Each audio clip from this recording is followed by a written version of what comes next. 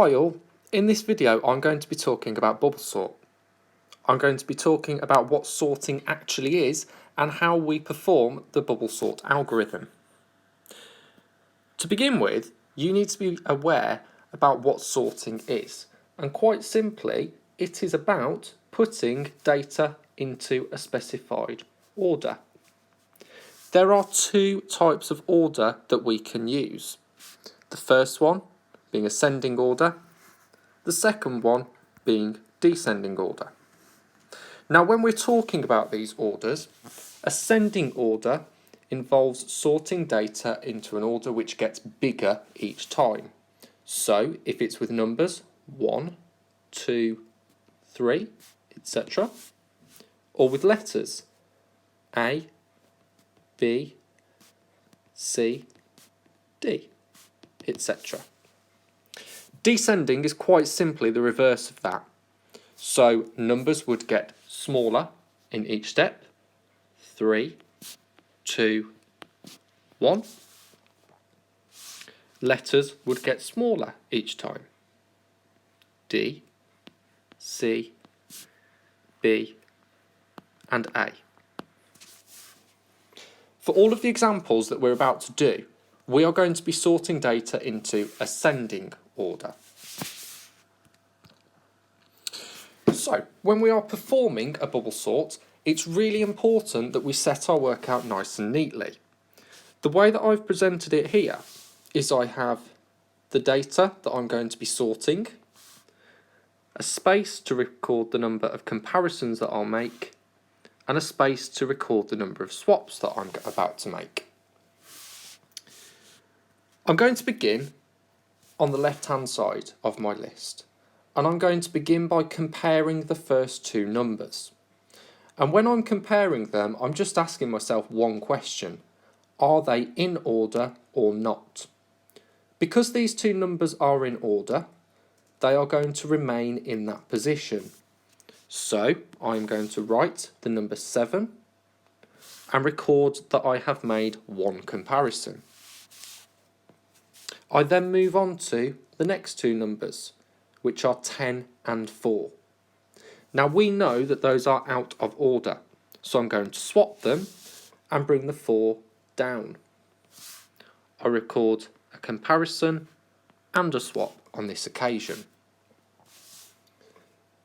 I'm then going to be comparing the number 10 to the number 9. We know that those are out of order, and so the 9 goes next to the 4. I record a comparison and a swap. I'm then comparing the 10 with the 5. Those are out of order, and so those are swapped. Now there's nothing else that I can compare the 10 to, so it just goes at the end of the list, and I'm going to just underline that to show that that final element is sorted. The way that bubble sort works is that in each iteration it drags the next biggest number to the end of the list. Now that I've done that iteration, I'm going to perform it again.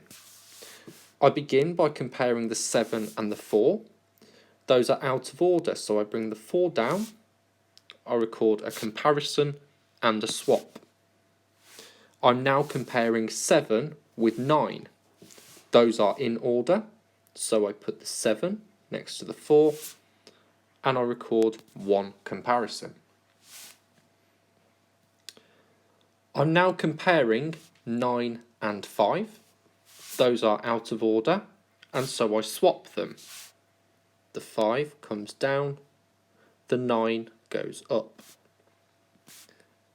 The 9 joins the 10 in the sorted list, like so. As the number that was there before is already in a sorted list, I don't need to perform any comparison with it again, and so I leave it. You will notice in the comparisons column that they reduce by 1 in value each time. Because I've just made swaps in my last round, I go again with the algorithm. I begin by comparing 4 and 7. Those are in order, so I record the 4, and I leave the 7 in position. I then compare 7 with 5. Those are out of order, so I swap them, recording a comparison and a swap. And the 7 goes on the end. The 7 has joined the sorted list. Now you might think that the algorithm would stop at this point. You are clever, you have a brain, you can see that that data is in order. However, for a computer, it's not obvious. It does not know that that data is sorted. Because a swap was made in the previous round, the algorithm will continue. So we begin by comparing 4 and 5. The 4 remains in position and the 5 remains in position 2. We record one comparison. Now the 5 will join the sorted list. This algorithm now stops here for 2 reasons. Number 1, we did not make any swaps in the previous pass. If it's the case that you've not made any swaps in the previous pass, no swaps will be made going forward, and so the algorithm terminates. The other reason that it terminates here is because there is nothing left to compare the 4 to. So, I'd like you to have a go at this question. Pause the video, give it a go, and I will give you some feedback shortly.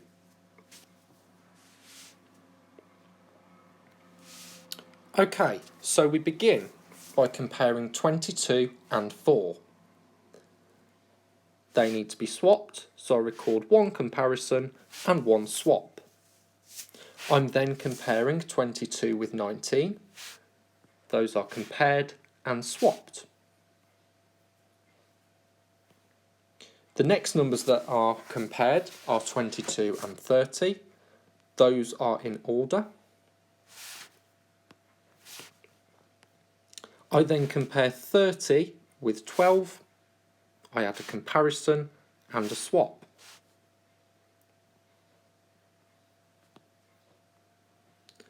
The 30 joins the sorted list. Because I made swaps in the previous round, I have to go again with the algorithm. 4 and 19 are initially compared. Those remain in order. 19 and 22 are then compared. They remain in order also. 22 and 12 are compared and also swapped.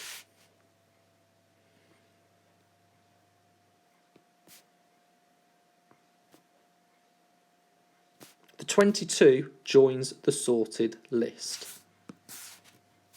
I have to go again with the algorithm because I made a swap. I begin by comparing the 4 and the 19. Those remain in order. I then compare 19 with 12. Those need to swap. So I record a comparison and a swap. 19 then joins the sorted list. Now you can see at this point that the list is sorted. A computer would not know this, and it has made swaps in the previous round of the algorithm, so we do have to go again.